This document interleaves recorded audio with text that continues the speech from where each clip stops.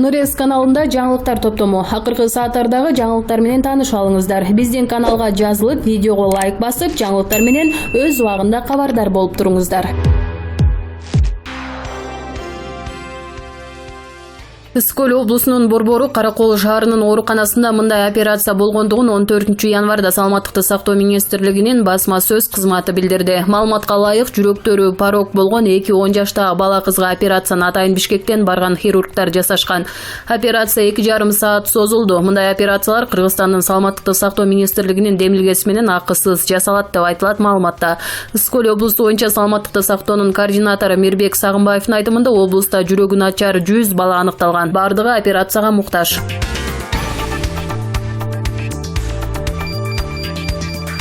Соңку бир күндүн ичинде Кашмирден Пакистан көзөмөлдөгөн аймагында кар аралаш жааган катуу жамгырдан улам жер көчүп, кеминде 55 адам мерт болду. Дагы бир канча кишинин дайыны чыкпай жатат. Пакистандын бийлиги Нилу мөрөөнүндө жер көчкүнүн айынан жолдор буулуп, жергиликтүү тургундар камалып калганын айтты. Гималайда кар, жер көчкүлөр маал менен болуп турат. Индия бийлиги Кашмирдин өздөрү башкарган аймагында көчкүнүн айынан бери дегенде 10 адам өлгөнүн маалымдады. Катал аба ырайынан улам акыркы күндөрү Пакистан менен Афганистанда ажал тапкандардын саны 100дөн ашты.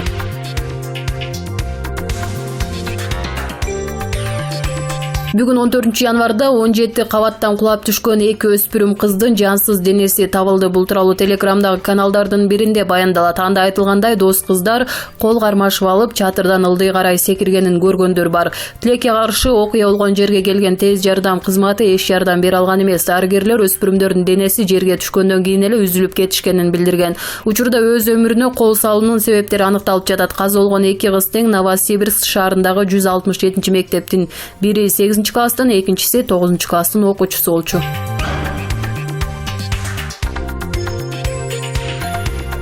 Саламаттыкты сактоо министрлиги учурда жарандар көбүн эсе курч мүнөздөгү респиратордук вирустуу инфекциялардын кайсы түрлөрүнө кабылып жатканын түшүндүрүп берди. Белгилей кетсек, редакцияга окурмандар учурда сасык тумоого кабылып, ал турга кайталап ооругандар көп болуп жатат. Бул вирустун кайсы түрү?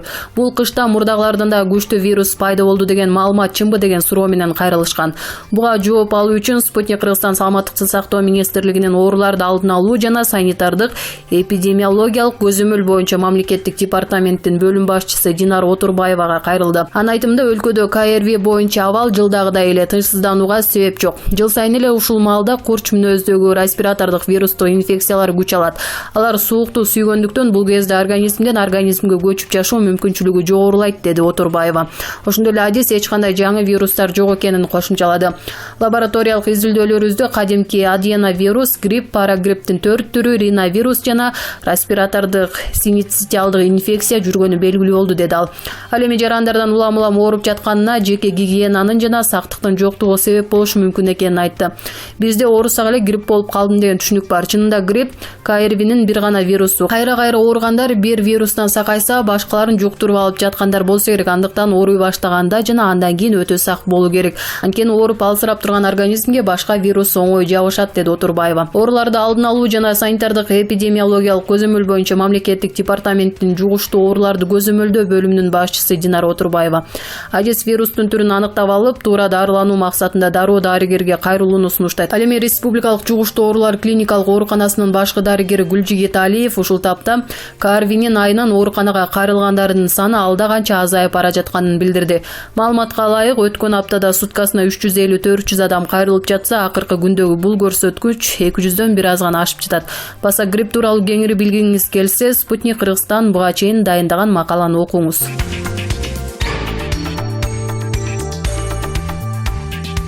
Москва шаарында менчик мектептин директору жана анын мурунку 2 окуучусу адам өмүрүнө кол салууга шектелип кармалды. Бул тууралуу орусиялык басылмалар жазышууда. Маалыматка ылайык, 35 жаштагы мугалим мамиледе болгон депутаттын жубайын өлтүрүү үчүн мурунку 2 окуучусун кыз жана бала жалдаган. 9 январ күнү кылмышка шектүүлөр жабырлануучунун үйүнүн жанынан кармап, моюн, тулку боюна 6дан кем эмес бычак сайышкан.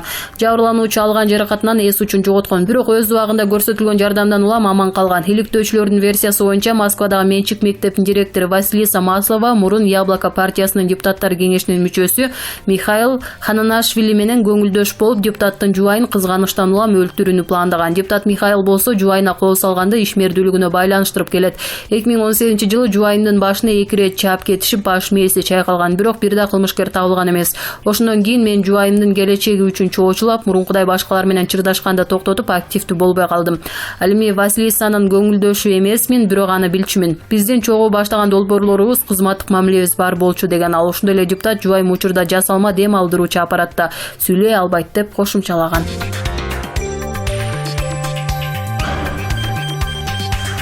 Бүгүн 14 январда УКМКнын имаратында Кремтөбөл Азиз Батукаевдин мыйзамсыз бошотулушу боюнча соттук отурум болуп өттү. Ага мурдагы башкы прокурор Индира Жолдубаева жана улуттук гематология борборунун мурдагы жетекчиси Абдухалим Раимжанов катышты. Ал эми Алмазбек Атамбаев отурумга катышпаганын анын жактоочусу Сергей Слесарев айтты. Отурумда Алмазбек Шаршеновичтин баш коргоо чарасы жана соттук териштирүүнүн мөөнөтү тууралуу маселе каралды. Мыйзам боюнча Атамбаев камакта эмес, мамлекеттик күзөт кызматынын коргоосунда болушу керек. Ага карабай камакта калуу мөөнөтү дагы 15 мартка чейин узартылды. Учурда Алмазбек Шаршеновичтин абалы жакшы. Кийинки отурумда соттук териштирүүнү 1-май райондук сотунун имаратында өткөрүү боюнча өтүнмө кылабыз, деди жактоочу.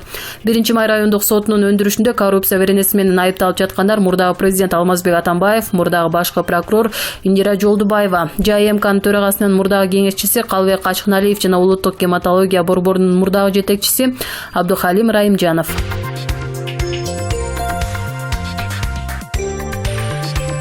Акча баарын чечет, киши өлтүргүчтөн депутатка айланган Асылбек Кадыралиев. Бишкек шаардык кеңешинде Республика Ата журт фракциясынын лидери Кадыралиев Асылбек Мелсовичке карата Бишкек шаарынын Свердлов райондогу Ички иштер башкармалыгынын тергөөчүсү Алимжанов М тарабынан 2009-жылы ээн баштык иш-аракеттердин натыйжасында байкоосуздан адамды өлтүрүп алуу беренеси боюнча кылмыш иши козголгон.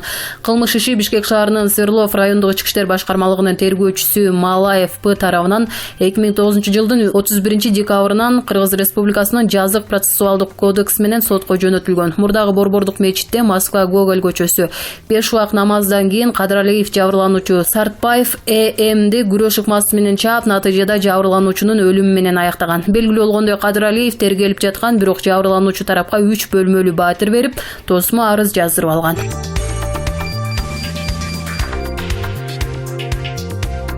Бүтүн Кыргызстан партиясы быйыл боло турган парламенттик шайлоого катышуу ниетинде. Ал маалымат жыйында суроолорго жооп берип жатып, саясий уюмдун съезди өткөрө турганын айтты. Анда депутаттыкка талапкерлердин тизмеси түзүлөт.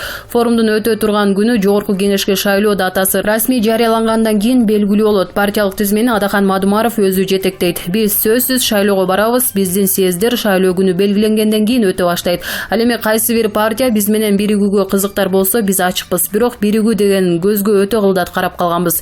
Биригүүнүн алдында башкача биригип иш жүргүзүп жатканда башкача өзгөрүп кеткендерден абайлоо керек. Бул үчүн шайлоодогу мыйзамдар иштеши зарыл. Жалпысынан биздин партияда 110 000 мүчө бар. Парламенттик шайлоо коомду таразага салат, канчалык туруктуу, канчалык аң сезим өнүккөндүгүнөн кабар берет, деди Мадумаров. Мындан тышкары саясатчы басма сөз жыйында расмий түрдө Орусиянын тышкы иштер министри Сергей Лавровго кайрылуу жолдой турганын билдирди. Буга Орусияда эмгектенип жүргөн кыргыз жарандарынын шайлоодогу укуктары сакталбай жаткандыгы себеп болгонун айтат.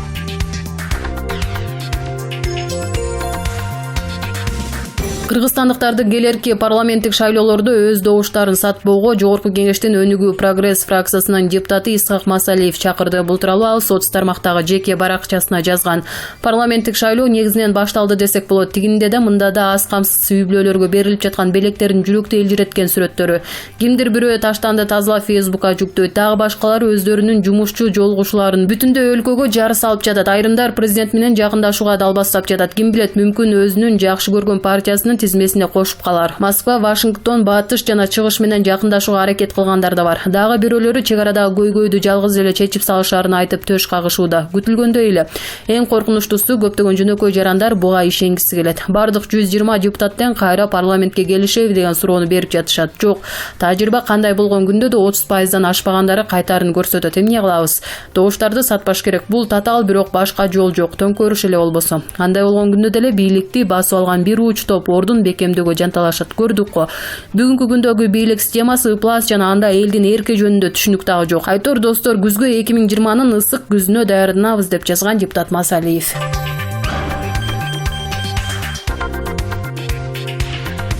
Биздин президент кандайдыр бир партизан сыяктуу. Бул тууралуу бүгүн маалымат жыйында саясатчы Бүтүн Кыргызстан партиясынын лидери Адахан Мадумаров айтты. Мен президенттин сөзүн айтып коеюн. Бажы кызматында Матраимов жалгыз эмес, ал жакта коррупционерлер жүздөп саналат деди. Ал жөндө билсең эмне унчукпайсың айтты. Шайлоо алдында 35 коррупционердин атын билем деди эле, биздин президент партизан сыяктуу деди саясатчы. Мындан сырткары Адахан Мадумаров басма сөз жыйында расмий түрдө Орусиянын тышкы иштер министри Сергей Лавровго кайрылуу жолдой турганын билдирди. Буга Орусияда эмгектенип жүргөн кыргыз жарандарынын шайлоодогу укуктары сакталбай жаткандыгы себеп болгонун айтат.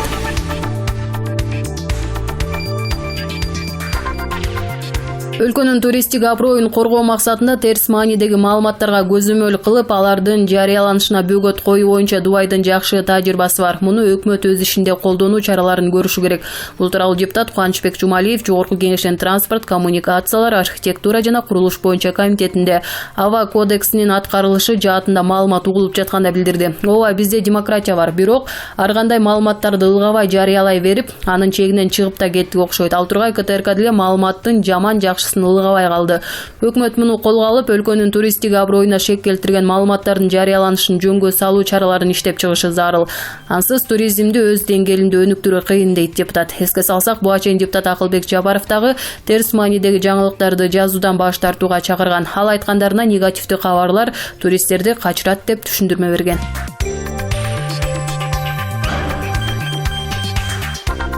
Бүгүн 14 январда Бүтүн Кыргызстан партиясынын лидери Адахан Мадумаров журналисттерге жыйын өткөрдү. Анда ал алгач Орусиянын тышкы иштер министри Лавровго кат менен кайрылганы турганын айтып, аягында журналисттердин суроолоруна жооп берди. Ага партиясынын шайлоого катышары жана алдыңкы тизме сатылар, сатылбас жана учурдагы кыргыз-тажик чек ара маселеси жана апрель окуясы боюнча суроо узатылды. Эске сала кетсек, былтыр 25 декабрда президент Сооронбай Жээнбеков жыл жыйынтыгы боюнча маалымат жыйын өткөрүп, журналисттердин бардык суроосуна жооп берген. Анда эл оозунда көңүл борборунда турган Райым Матраимов жөнүндө да суроо болгон. Анда ал бажы кызматында бир эле Матраимов эмес, ага окшогон ондогон адам бар экендигин айткан.